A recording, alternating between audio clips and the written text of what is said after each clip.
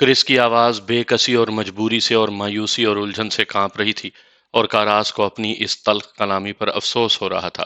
آخر یہ تلخی آئی کہاں سے؟ یہ بات اس نے کیوں کہی؟ جیسے وہ خود بخود اس کی زبان پر آ گئی۔ مسز میکنل، اس نے بے حد نرم آواز میں کہا، بہت سے تعلیم یافتہ لوگ، چاہے وہ کیتھولک ہی کیوں نہ ہوں، اب شیطان میں یقین نہیں رکھتے، اور جہاں تک آسیب یا شیطان کے حلول کرنے کا سوال ہے، تو اس کا تو یہ ہے کہ جب سے میں جیزوٹ جماعت میں داخل ہوا ہوں تب سے لے کر آج تک مجھے کوئی ایک پادری بھی ایسا نہیں ملا جس نے اپنی زندگی میں کسی کا آسیب نکالا ہو، کبھی بھی۔ آپ حقیقت میں پادری ہیں کیا؟ کرس کی آواز میں مایوسی کی دھار تھی۔ آپ بائبل کی ان کہانیوں کے متعلق کیا کہتے ہیں جن میں مسیح نے ان تمام آسیبوں اور افریتوں کو بھگایا ہے؟ کاراس ایک بار پھر تلخی سے اور بے سوچے جواب دے رہا تھا، دیکھیے، اگر مسیح نے ان لوگوں سے جن پر آسیب آیا تھا یہ کہا ہوتا کہ انہیں کوئی آسیب واسیب نہیں ہے بلکہ وہ دماغی مرض میں مبتلا ہیں، اور میرے خیال میں حقیقت یہی تھی، تو ان لوگوں نے 3 سال پہلے ہی انہیں صلیب پر لٹکا دیا ہوتا۔ اچھا؟ کرس نے اپنا کانپتا ہوا ہاتھ اپنی دھوپ کی اینک پر رکھ دیا۔ اپنے جذبات پر قابو رکھنے کی کوشش میں اس کی آواز گہری ہو گئی تھی۔ فادر کاراس، زمانے میں ایسا بھی ہوتا ہے۔ فادر کاراس، میری ایک عزیزہ کو شاید اب آسیب آتا ہے، اس کا آسیب نکالنا ہے، آپ کریں گے یہ کام؟ دفعتاً کاراس کو یہ سب کچھ ایک خواب معلوم ہوا۔ یہ کی پل، نیچے بہتا ہوا دریا، پل پر سے گزرتی ہوئی ٹریفک، اور اس کے قریب کھڑی ہوئی فلم ایکٹریس مسز میکنل۔ کاراس نے جواب تلاش کرنے کی کوشش میں کرس کی طرف دیکھا، جس نے اپنی آنکھوں سے اینک ہٹا لی تھی، تو اس کی آنکھوں کی سرخی اور ان میں التجا دیکھ کر اس کے دل کو ایک دھکا لگا۔ اسے احساس ہوا کہ یہ عورت واقعی سنجیدہ تھی۔ فادر کاراس، یہ میری بیٹی ہے جس پر آسیب آیا ہے۔ کرس نے پھٹی ہوئی آواز میں اسے مطلع کیا، میری اپنی بیٹی؟ پھر تو آپ یہ آسیب وغیرہ نکالنے کا معاملہ بھول ہی جائیں، اس نے بے حد نرمی سے کہا۔ کیوں؟ خدا کے لیے کیوں؟ کرس کی آواز بھیگ گئی۔ کاراس نے اس کی کلائی پکڑ لی، اس کے ہاتھ کے لمس میں تسلی تھی۔ اول تو اس لیے مسز میکنل کہ اس سے حالات اور بھی بگڑ سکتے ہیں، لیکن کس طرح؟ آسیب نکالنے کی رسم بڑی خطرناک ثابت ہوتی ہے۔ اول تو اس لیے کہ یہ رسم وہاں آسیب یا شیطان کے حلول کرنے کا بیج بو دیتی ہے جہاں ایسی کوئی بات نہیں ہوتی، اور اگر آسیب وغیرہ حقیقت میں ہوتا ہے یا اس کا بیج پڑ چکا ہوتا ہے تو وہاں یہ رسم اسے تقویت پہنچاتی ہے۔ اور دوم یہ مسز میکنل کہ آسیب نکالنے کی اجازت دینے سے پہلے چرچ اس معاملے میں تحقیقات کرتا ہے کہ اس کی ضرورت ہے بھی یا نہیں، اور اس میں ظاہر ہے کہ وقت لگتا ہے۔ اس عرصے میں آپ آسیب نہیں نکال سکتے؟ کرس نے التجا کی۔ اس کا نچلا ہونٹ کانپ رہا تھا، آنکھیں ڈبڈبا رہی تھیں۔ ہر پادری آسیب نکالنا جانتا ہے، وہ یہ کام کر سکتا ہے، لیکن اس کے لیے چرچ کی اجازت حاصل کرنا پڑتی ہے، جو کبھی کبھار ہی ملتی ہے۔ چنانچہ آپ اسے دیکھ تو سکتے ہیں، بے شک بطور ایک ماہر نفسیات کے، لیکن اسے پادری کی ضرورت ہے۔ کرس بے قابو ہو کر چلائی۔ خوف اور دہشت کی شدت سے اس کا چہرہ بگڑ گیا۔ میں اسے دنیا کے ہر ڈاکٹر اور ہر ماہر نفسیات کے پاس لے گئی، انہوں نے مجھے تمہارے پاس بھیجا، اور اب تم مجھے واپس ان کے پاس بھیج رہے ہو۔ لیکن آپ کی، خدایا، کیا کوئی ایسا نہیں ہے اس دنیا میں جو میری مدد کر سکے؟ اس کی دل کی دھڑکنیں روک دینے والی چیخ دریا کی سطح پر اور فضا میں تیرتی چلی گئی۔ دریا کے کنارے پر سے پرندے پھڑ پھڑا کر اڑے۔ ارے کوئی مدد کرے میری! ہچکیاں لیتی ہوئی کرس نے اپنا سر کاراس کے سینے پر ٹکا دیا۔ میری مدد کرو، خدا کے لیے میری مدد کرو! کاراس نے اپنے دونوں ہاتھ اٹھا کر تسلی بخش انداز میں اس کے سر پر رکھ دیے۔ پل پر سے گزرتی ہوئی بسوں اور کاروں میں بیٹھے ہوئے لوگوں نے معمولی سی دلچسپی سے اس منظر کو دیکھا۔ ٹھیک ہو جائے گا، سب ٹھیک ہو جائے گا، وہ بولا۔ وہ اسے ڈھارس دینا چاہتا تھا، وہ اس کے ہسٹیریا کے اس دورے کو دور کر دینا چاہتا تھا۔ خود اس عورت کو ایک ماہر نفسیات کی ضرورت تھی۔ چلو، میں چلتا ہوں، دیکھتا ہوں آپ کی بیٹی کو۔ وہ کرس کے ساتھ خاموشی سے گھر کے قریب پہنچا۔ وہ اب بھی جیسے خواب میں تھا۔ کل اسے جارج ٹاؤن میڈیکل اسکول میں لیکچر دینا تھا جو اس نے اب تک تیار نہیں کیا تھا۔ وہ باہر کی سیڑھی چڑھے، کاراس نے نیچے سڑک کی طرف اور پادریوں کے رہائش گاہ کی طرف دیکھا، اور سوچا کہ آج رات کے کھانے پر وہ حاضر نہ ہو سکے گا۔ شام کے 6 بجنے میں 10 منٹ باقی تھے۔ کرس نے تالے میں کنجی ڈال دی، ہچکچائی، اور پھر اس کی طرف گھوم گئی۔ فادر، آپ کے خیال میں آپ پادریوں کا لباس پہن لیں گے؟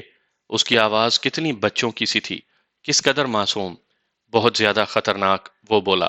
کرس نے سر ہلایا اور دروازہ کھولنے لگی، اور تب کاراس نے وہ محسوس کی، ٹھنڈک، عجیب، خوفناک سی ٹھنڈک۔ خطرے کی گھنٹی تھی یہ ٹھنڈک، برف کے ذرات کی طرح اس کے خون میں اتر گئی، وہ اس کے جسم میں دوڑنے لگی۔ فادر کاراس، اس نے چونک کر دیکھا، کرس اندر داخل ہو چکی تھی اور اس کے لیے دروازہ کھولے کھڑی تھی۔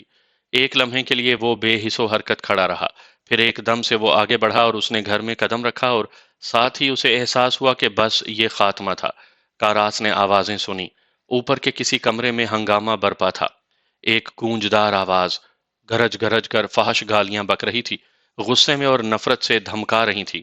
کاراس نے کرس کی طرف دیکھا، وہ گونگی بنی پہلے ہی سے اس کی طرف دیکھ رہی تھی، پھر وہ آگے بڑھی، کاراس اس کے پیچھے چلا، وہ اوپر پہنچے، وہ ریگان کے کمرے کی طرف بڑھے۔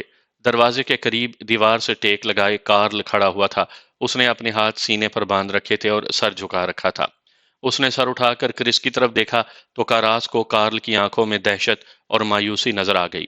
چونکہ کاراس اور کرس کمرے کے دروازے کے سامنے پہنچ چکے تھے، اس لیے وہ بھیانک آواز جو کمرے میں سے آ رہی تھی اور بھی شدید، بلند اور خون منجمد کر دینے والی معلوم ہوتی تھی۔ وہ بندھنوں کی وجہ سے غصہ کر رہا ہے، وہ شیطان۔ کارل نے کرس کو مطلع کیا۔ فادر، میں 1 سیکنڈ میں آئی، کرس نے بے جان آواز میں کہا۔ کاراس اسے گزرگاہ میں جاتے دیکھتا رہا، یہاں تک کہ وہ خود اپنی خوابگاہ میں چلی گئی۔ اب کاراس نے کارل کی طرف دیکھا، وہ پہلے ہی سے پادری کو دیکھ رہا تھا۔ پادری ہیں آپ؟ کارل نے پوچھا۔ کاراس نے اسپات میں سر ہلایا اور پھر جلدی سے ریگان کے کمرے کے دروازے پر نظریں گاڑ دیں۔ غسیلی دھم دھماتی ہوئی آواز کی جگہ اب کسی جانور کی ڈکراتی اور کھرچتی ہوئی آواز نے لے لی تھی۔ کوئی اس کے ہاتھ پر انگلی مار رہا تھا۔ کاراس اس طرف متوجہ ہو گیا، یہ کرس تھی۔ فادر، یہ میری بیٹی ہے، ریگان۔ کرس اسے ایک فوٹو دے رہی تھی۔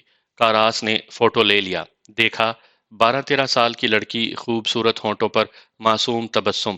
یہ فوٹو 4 مہینے پہلے کھینچا گیا تھا۔ کرس نے فوٹو واپس لے کر سر سے دروازے کی طرف دیکھا۔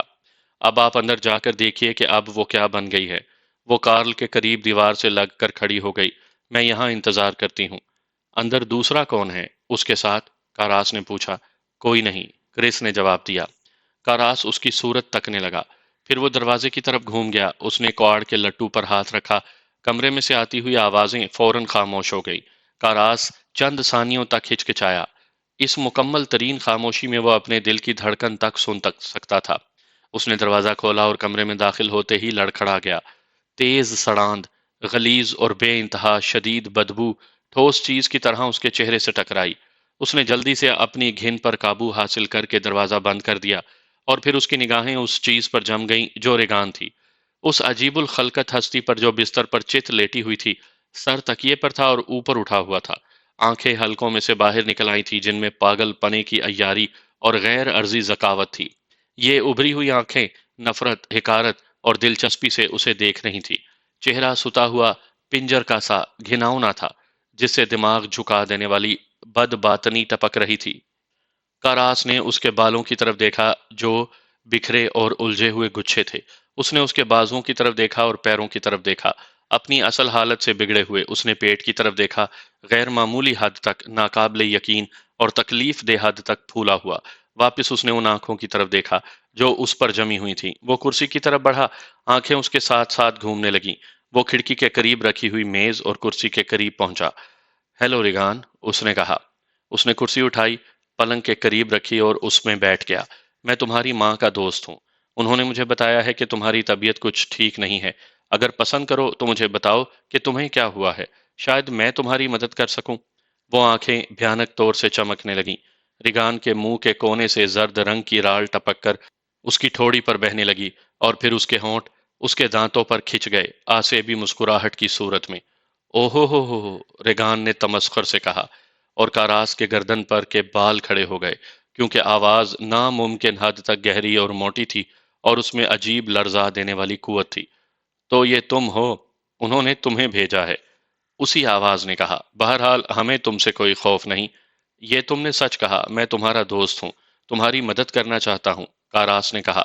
اگر ایسا ہی ہے تو پھر یہ بندھن، یہ آہنی پٹیاں کھول دو، ریگان نے کہا اور اپنے ہاتھ ذرا سے کھینچے، اور اب کاراس نے دیکھا کہ اس کی کلائیاں پلنگ کی پٹی سے آہنی پٹیوں میں جکڑی ہوئی تھی۔ تکلیف دے رہی ہیں یہ تمہیں؟ کاراس نے پوچھا۔ بہت زیادہ۔ آنکھیں خفیہ کینے سے روشن ہو گئیں۔ کاراس نے دیکھا کہ ریگان کے چہرے پر خراشیں تھیں، سرخ ہونٹ جگہ جگہ سے پھٹ گئے تھے، کٹ گئے تھے، صاف ظاہر تھا کہ اس نے دانتوں سے ہونٹوں کو کاٹ لیا تھا۔ مجھے خوف ہے کہ تم اپنے آپ کو نقصان پہنچا لو گی ریگان۔ میں ریگان نہیں ہوں، وہ پھنکاری، ہونٹ بدستور دانتوں پر کھینچے ہوئے تھے۔ اچھا، تو پھر مناسب ہوگا کہ ہم ایک دوسرے سے متعارف ہو جائیں۔ میں دامیان کاراس ہوں، تم کون ہو؟ میں شیطان ہوں۔ واہ! کاراس نے سر ہلایا۔ تو اب ہم باتیں کر سکتے ہیں۔ تھوڑی سی گپ شپ کرو، اگر تم پسند کرو۔ روح کے لیے اچھی چیز ہے۔ بہرحال تمہیں پتہ چل جائے گا کہ یوں بندہ ہونے کے باعث میں آزادی سے گفتگو نہیں کر سکتا، مجھے ہاتھ ہلانے کی عادت ہے۔ ریگان کے منہ سے رال بہنے لگی۔ عزیز کاراس، جیسا کہ تمہیں معلوم ہے میرا زیادہ وقت ملک روم میں گزرا ہے۔ اچھا، اب یہ پٹیاں کھول دو۔ اوفو، کیا منجی ہوئی زبان اور پکے خیالات ہیں، کاراس نے سوچا۔ وہ بڑی دلچسپی سے آگے کی طرف جھک گیا۔ تم کہتے ہو کہ تم شیطان ہو، کاراس نے پوچھا۔ ہاں، اس کا میں تمہیں یقین دلاتا ہوں۔ تو پھر تم ان پٹیوں کو غائب کیوں نہیں کر دیتے؟ کاراس، یہ میری قوت کا بہت اوچھا مظاہرہ ہے۔ بہرحال میں شہزادہ ہوں، وہ فخر سے ہنسا۔ مجھے ورگلانا زیادہ پسند ہے کاراس۔ اس کے علاوہ اگر میں نے ایسا کیا تو تم نیک کام سے محروم رہ جاؤ گے۔ لیکن نیک کام ایک زبردست نیکی ہے، کاراس نے کہا، اور نیکی سے ہی لوگوں کو شیطان روکتا یا روکنے کی کوشش کرتا ہے۔ چنانچہ اگر میں نے یہ پٹیاں نہ کھولی تو اس طرح میں تمہارے من کی کروں گا، ایک طرح سے مدد کروں گا تمہاری۔ ہاں، اگر تم شیطان نہیں ہو تو شاید مجھے تم پر رحم آ جائے اور میں پٹیاں کھول دوں۔ آہ کاراس، بڑے عیار ہو تم، لومڑی کی طرح۔ اگر اس وقت ہیروڈ یہاں ہوتا تو وہ تمہاری اس عیاری سے محظوظ ہوتا۔ یہ کون سے ہیروڈ کی بات کر رہے ہو تم؟ کاراس نے پوچھا۔ کیا وہ اس واقعے کا ذکر کر رہی تھی جب ہیروڈ نے مسیح کو وہ لومڑ کہا تھا؟ دو ہیروڈ تھے۔ تم یہودا کے بادشاہ کا ذکر کر رہے ہو؟ گلی کا عامل، اس نے نفرت اور حقارت سے کہا، اور پھر وہ مسکرانے لگی۔ دیکھا کاراس، ان بندھنوں نے مجھے پریشان کر دیا ہے، کھول دو، کھول دو اور میں تمہیں مستقبل کا حال بتاؤں گا۔ بڑی لالچ دی ہے یہ میری قوتوں میں سے ایک ہے۔ لیکن میں یہ کیسے یقین کر لوں کہ تم مستقبل کا حال معلوم کر سکتے ہو؟ میں شیطان ہوں۔ ہاں، یہ تم کہہ رہے ہو، لیکن اس کا ثبوت نہیں دے رہے ہو، تمہارا اعتقاد نہیں ہے۔ کاراس چونکا۔ کس میں؟ مجھ میں کاراس، مجھ میں۔ اس کی آنکھوں میں کوئی شرارتی، کوئی کینہ توز ناچ رہی تھی۔ یہ سارے ثبوت، یہ ساری آسمانی نشانیاں، بہرحال ایک معمولی سا ثبوت چلے گا، کاراس نے کہا۔ مثال کے طور پر، شیطان سب کچھ جانتا ہے نا؟ نہیں، تقریباً سب کچھ کاراس، تقریباً۔ دیکھا، خواہ مخواہ مجھ پر یہ الزام ہے کہ میں متکبر ہوں، مغرور ہوں۔ ہاں، تو اب بتاؤ لومڑ، کون سی عیاری کرنا چاہتے ہو؟ زرد سرخ ڈوروں والی آنکھیں عیاری سے چمکنے لگیں۔ میں سمجھتا ہوں تمہارے علم کا تھوڑا سا امتحان لے لیا جائے، کاراس نے کہا۔ اچھا، اچھا، جنوبی امریکہ کی سب سے بڑی جھیل، ریگان کی باہر کو نکلی ہوئی آنکھیں لذت سے چمکنے لگیں، پیرو میں ہے، اور اس کا نام ہے ٹی ٹی کاکا، بولو۔ اور کچھ؟ نہیں، میں ایک ایسی بات پوچھنے جا رہا ہوں جسے صرف شیطان ہی جان سکتا ہے۔ مثلاً، ریگان کہاں ہے؟ جانتے ہو تم؟ یہاں ہے۔ یہاں کہاں؟ اس سورنی میں۔ مجھے دکھاؤ۔ کیوں؟ یہ ثبوت دینے کے لیے کہ تم سچ کہہ رہے ہو۔ تم اس کے ساتھ زنا کرنا چاہتے ہو؟ میرے بندھن کھول دو اور میں تمہیں کرنے دوں گا۔ مجھے دیکھنے دو اسے۔ بے حد رسدار ہے اس کی، ریگان نے چٹاخا لے کر کہا، اور اس کی باہر کو نکلی ہوئی زبان اس کے پھٹے ہوئے ہونٹ چاٹنے لگی۔ لیکن میرے دوست، اس کی باتیں بڑی غیر دلچسپ ہوتی ہیں، اس لیے بہتر ہوگا کہ تم مجھی سے باتیں کرو۔ چنانچہ معلوم ہوا کہ تم نہیں جانتے کہ ریگان کہاں ہے، اس لیے یہ ثابت ہوا کہ تم شیطان نہیں ہو۔ میں شیطان ہوں، ریگان نے آگے کی طرف ایک جھٹکا لے کر دوزخی غصے میں کہا۔ اس کی گرجدار آواز میں توپ کی گرج کی طرح یوں گونج گئی کہ دیواریں چٹکتی ہوئی معلوم ہوئیں، اور کاراس کانپ گیا۔ میں وہی ہوں، شیطان، جس نے آدم کو سجدہ نہیں کیا تھا۔ اچھا، تو مجھے ریگان کو دکھاؤ اور ثابت کر دو کہ تم شیطان ہو۔ وہ ہنسا اور ریگان کا سر پلنگ کے تختے سے ٹک گیا۔ نہیں کاراس، کوئی بھی بات تمہارے لیے کوئی ثبوت مہیا نہیں کرے گی۔ بہت اچھے میرے دوست، بہت اچھے۔ بہرحال ہم تمہیں بہلانے کی کوشش کریں گے، ہم نہیں چاہتے کہ تم چلے جاؤ۔ دلچسپ آدمی ہو تم۔ ہم کون ہیں؟ کاراس دلچسپی سے آگے کی طرف جھک گیا۔ اس سورنی میں ہمارا چھوٹا سا گروہ ہے، اس نے سر ہلایا۔ ہاں، چھوٹی سی جماعت، بعد میں الگ الگ تعارف بھی ہو جائے گا۔ ایک جگہ مجھے کھجلی ہو رہی ہے، یہ کھجلی مجھے پاگل کیے دے رہی ہے۔ تم کم سے کم ایک بندھن کھول دو تو میں کھجا لوں۔ مجھے بتاؤ کہ کھجلی کہاں ہو رہی ہے، میں کھجا دوں گا۔ ہوشیار، بہت ہوشیار۔ مجھے رگان دکھا دو، اس کے بعد شاید میں ایک بندھن کھول دوں۔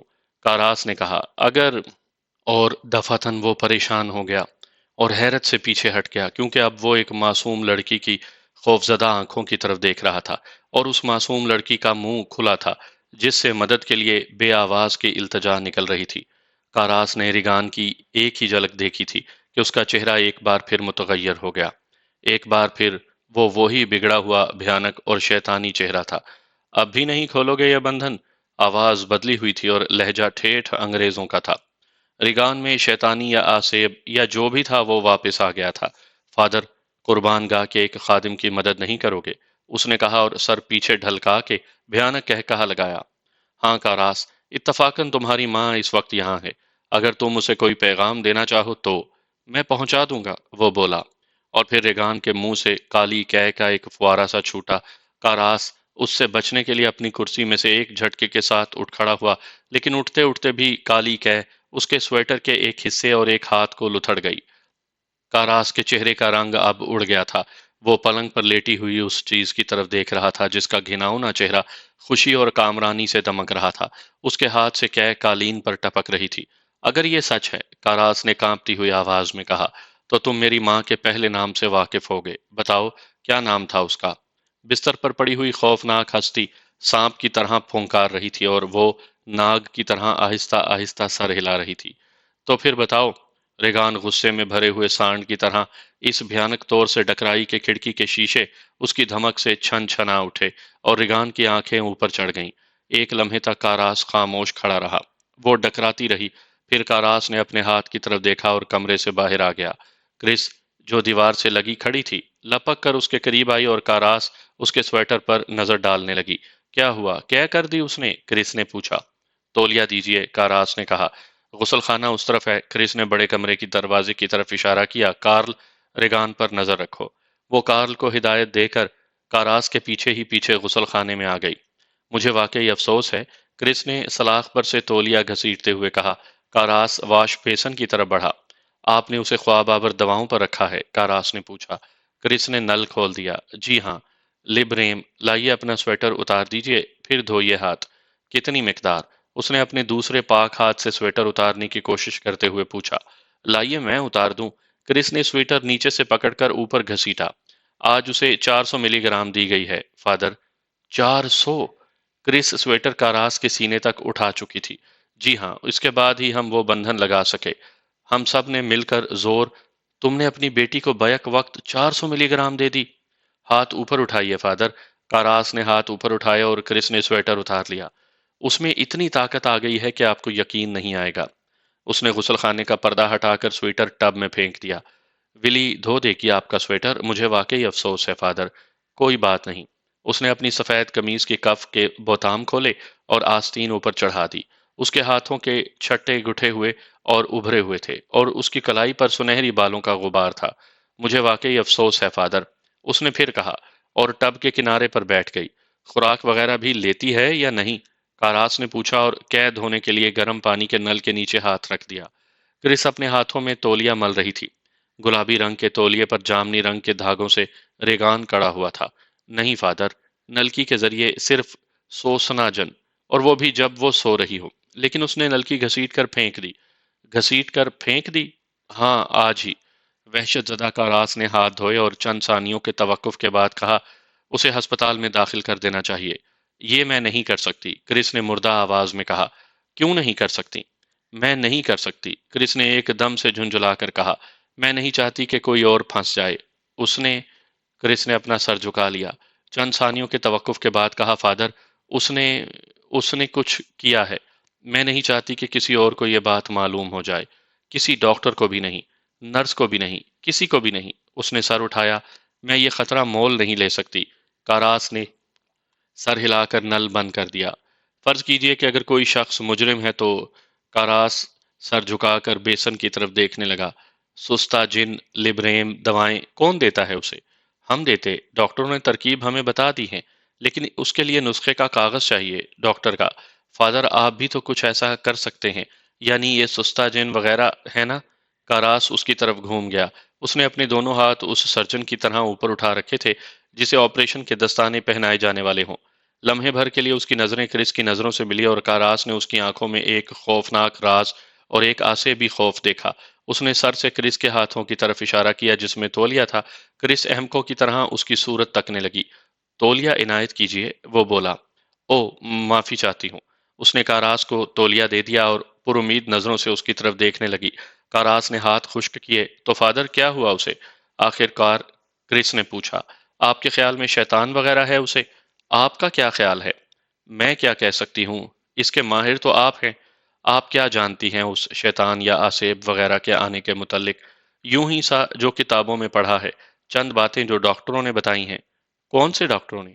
بیرنگر ہاسپٹل کے۔ کاراس نے تولیہ طے کر کے احتیاط سے سلاخ پر رکھ دیا۔ آپ کیتھولک ہیں؟ اس نے پوچھا۔ نہیں۔ آپ کی بیٹی؟ نہیں۔ کون سا مذہب ہے آپ کا؟ کوئی سا بھی نہیں، لیکن میں… تو پھر آپ میرے پاس کیوں آئیں؟ کس نے مشورہ دیا تھا آپ کو؟ اس لیے کہ میں ہر طرف سے مایوس ہو چکی۔ اس نے بے چینی سے کہا۔ کسی نے مشورہ نہیں دیا۔ وہ کرس کی طرف پشت کیے کھڑا تھا۔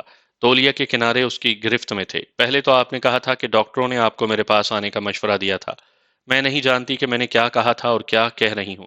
میں اپنے حواس میں نہیں، فادر۔ دیکھیے، آپ کے اعتقاد اور دین ایمان سے مجھے کوئی سروکار نہیں۔ کاراس نے ایک ایک لفظ پر زور دیا۔ البتہ میں چاہتا ہوں کہ آپ کی بیٹی کے لیے جو کچھ کر سکتا ہوں وہ کروں، لیکن میں صاف صاف الفاظ میں آپ کو بتا دینا چاہتا ہوں کہ اگر آپ شیطان یا آسیب نکالنے کی رسم کو ایک قسم کا علاج سمجھ رہی ہیں تو آپ کسی اور طرف رجوع کیجیے، کیونکہ کلیسا اس کی اجازت نہیں دے گا اور آپ خوامخواہ قیمتی وقت ضائع کریں گی مس میکنل۔ کاراس نے اپنے ہاتھوں کی طرف دیکھا، وہ کانپ رہے تھے۔